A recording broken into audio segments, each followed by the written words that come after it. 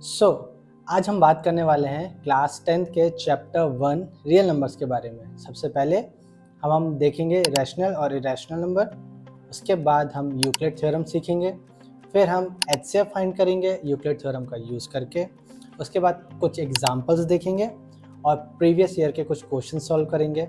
उसके बाद हम होमवर्क शीट के बारे में डिस्कस करेंगे।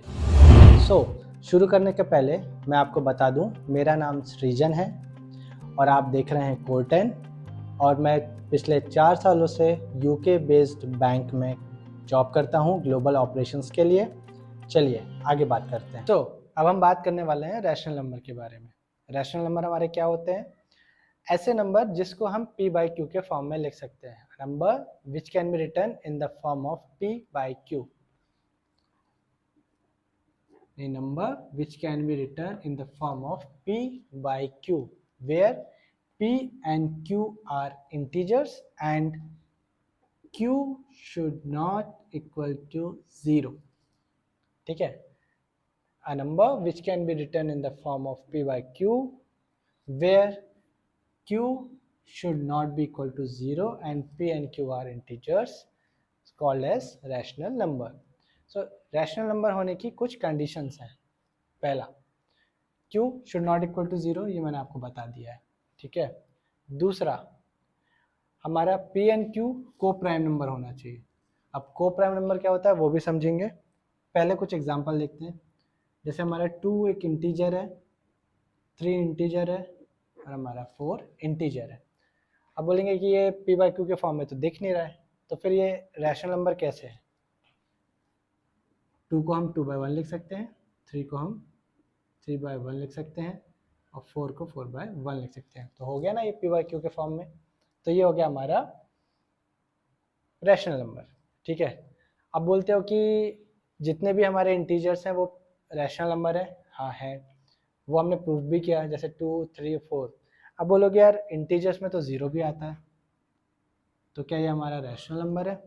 हाँ, ये भी हमारा रैशनल नंबर है, क्योंकि q 0 को भी हम 0 बाई 1 लिख सकते हैं। अब हम बात करते हैं को प्राइम नंबर की। ठीक है। को प्राइम नंबर क्या होता है कि ऐसे नंबर और ऐसे पेयर ऑफ नंबर्स, जैसे मान लो 2 और 3, ठीक है, ऐसे दो नंबर्स जिनका HCF common highest common factor, जिनका हाईएस्ट कॉमन फैक्टर सिर्फ 1 हो और इसके अलावा कुछ भी ना हो, वो हमारे होते हैं को प्राइम नंबर। ठीक है। जैसे कि ये 2 बाई 3 है हमारा p बाई q के फॉर्म में। अब देखो 2 और 3 के बीच में हाईएस्ट कॉमन फैक्टर क्या निकल के आएगा? 1। तो ये हो गया हमारा, ये भी कंडीशन सेटिस्फाई कर रहा है। अब और एग्जांपल देखते हैं। जैसे हमारा है 15, ठीक है, और 8। क्या ये को प्राइम नंबर है? चेक करते हैं। 15 के फैक्टर निकालते हैं। 15 का फैक्टर क्या होगा? पहला 1,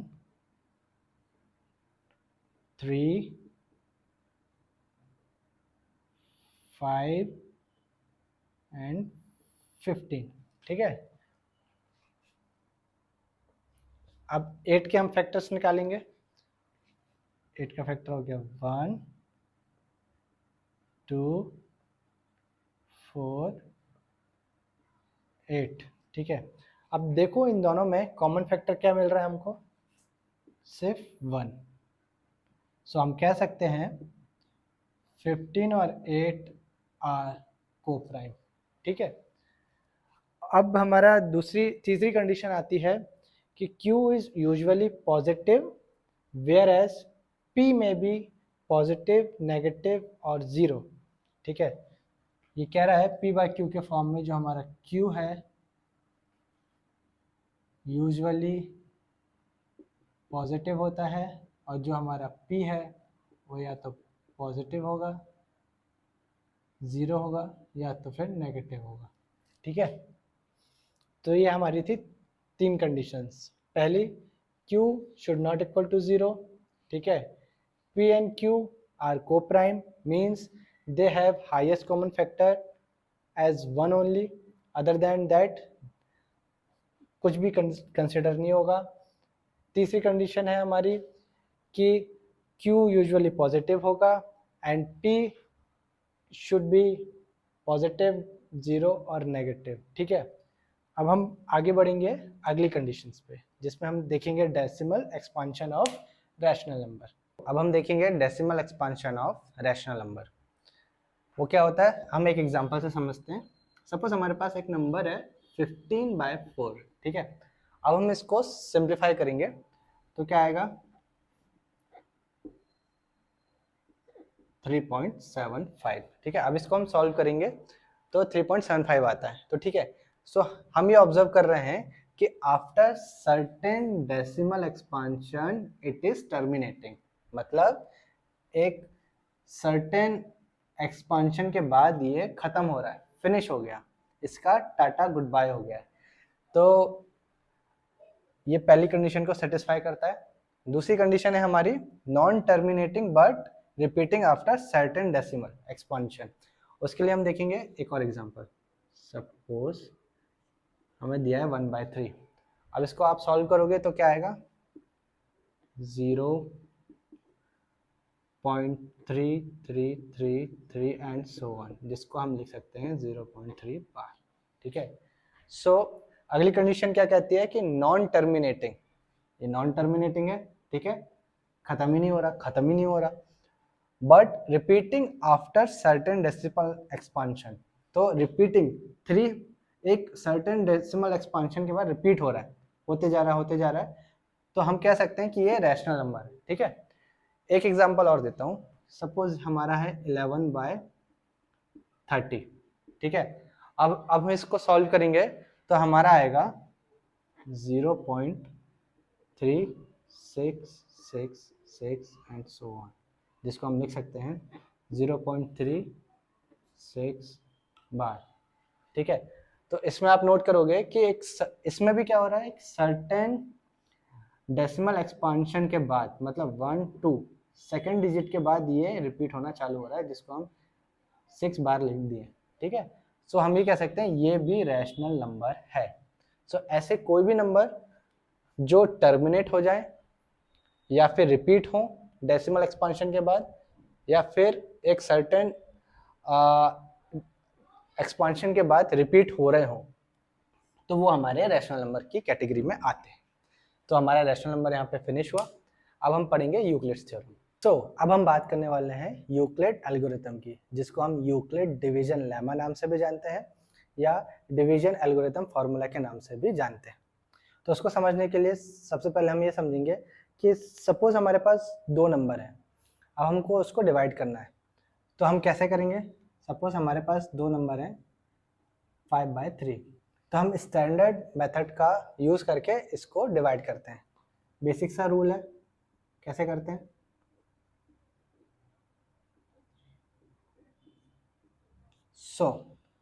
अब सारी कहानी यहीं से शुरू होती है।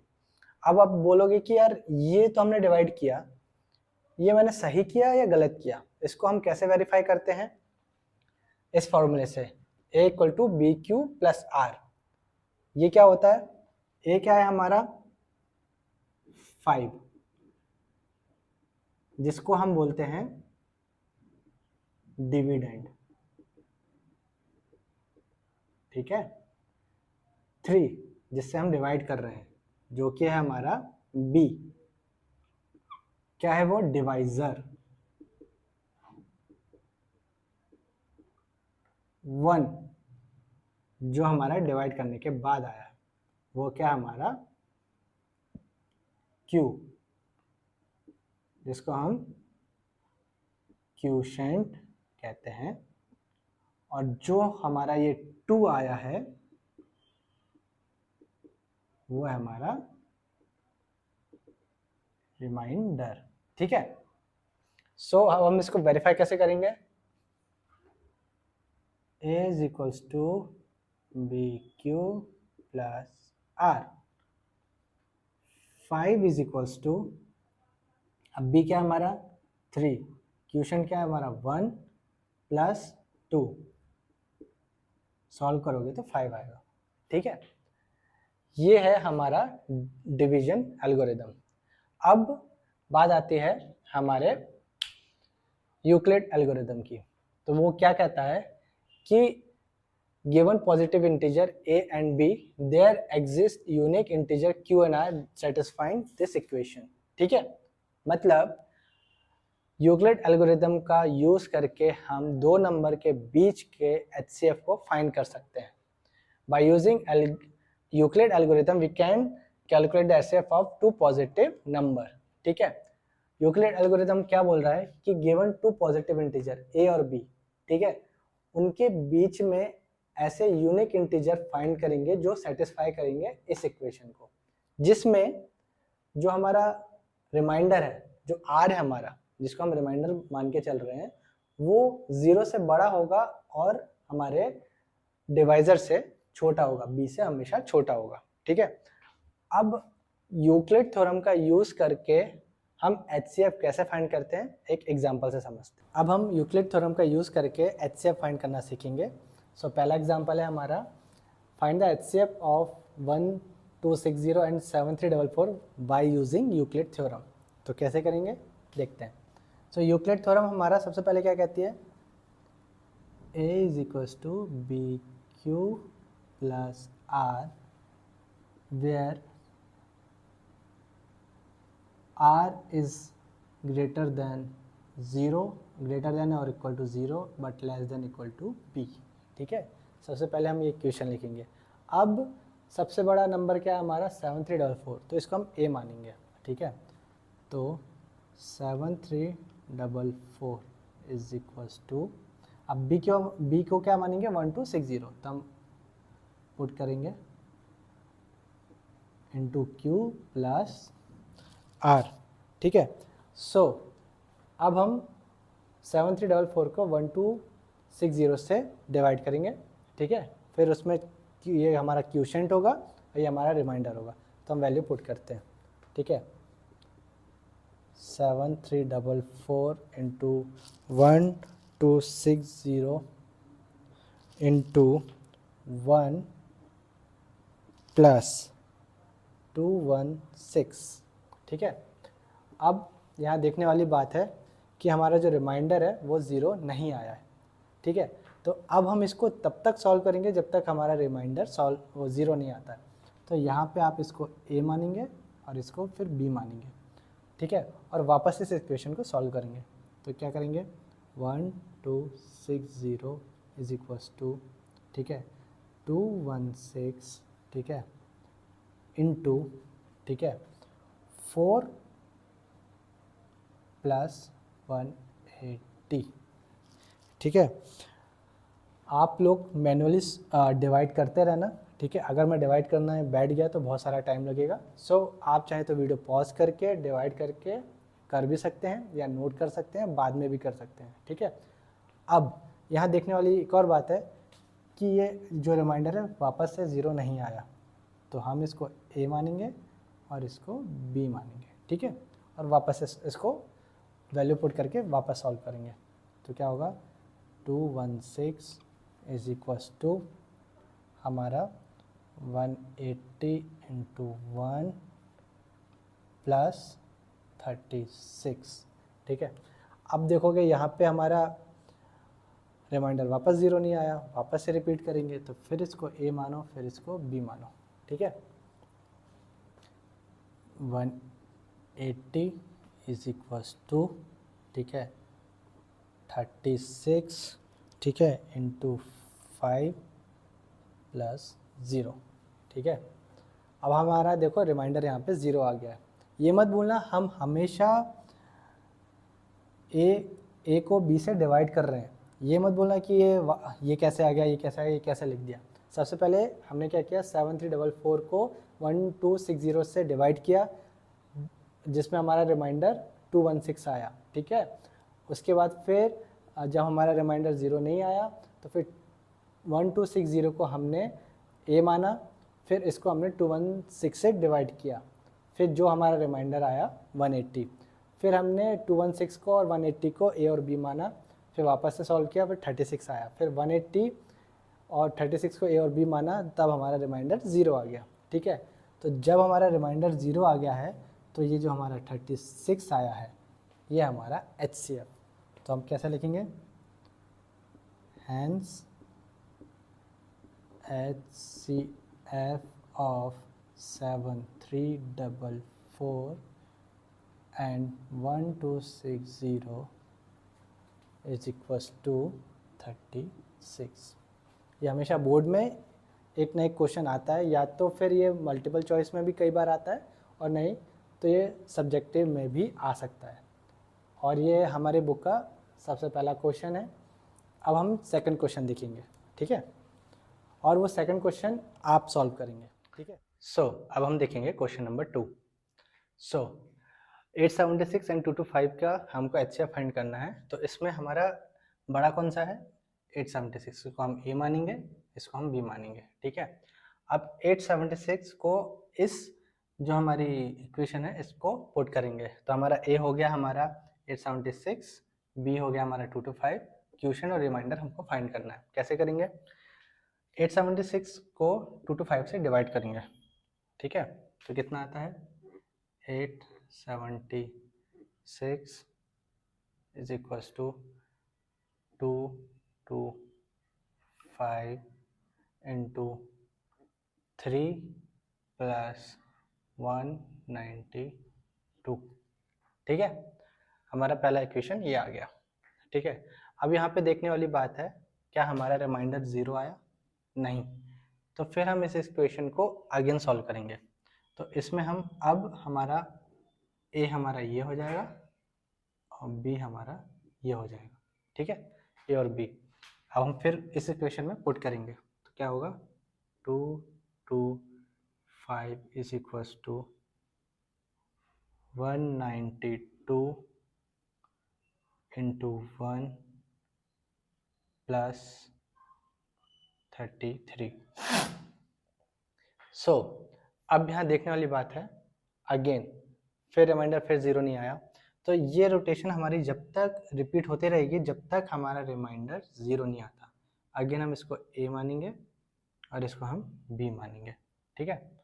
फिर पुट करेंगे 192 इज इक्वल्स टू 33 इंटू 5, ठीक है, प्लस। अब आप इसको मैनुअली आप अगर बीच में डाउट आ रहा है कि ये कैसे आ रहा है, तो हम इसको इससे डिवाइड कर रहे हैं, ठीक है। तो हमारा कितना आएगा, 192 इंटू 33 इंटू 5 प्लस, अब रिमाइंडर कितना आएगा, 27, ठीक है। अब फिर देखते हैं यहाँ पे, फिर हमारा रिमाइंडर 0 नहीं आ रहा, फिर हम इसको A मानेंगे और इसको अब हम B मानेंगे। तो ये 33 इज इक्वल्स टू 27 इंटू 1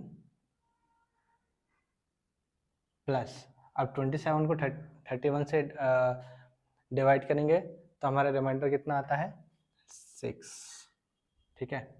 अभी भी यहाँ पे रिमाइंडर हमारा 0 नहीं आया, फिर रिपीट करो B, ठीक है। तो 27 इज इक्वल्स टू 6 4 ज़ा 24 प्लस 3, ठीक है। अगेन 6 हो गया हमारा A और 3 हो गया हमारा B। अब फिर से इक्वेशन में पुट करेंगे तो 6 is equals to 3 into 2 plus 0, ठीक है। सो फाइनली हमारा रिमाइंडर 0 आ गया, तो हमारा रिक्वायर्ड HCF क्या हो गया, 3। सो हम कह सकते हैं HCF of 876 and 25 is 3 is our answer।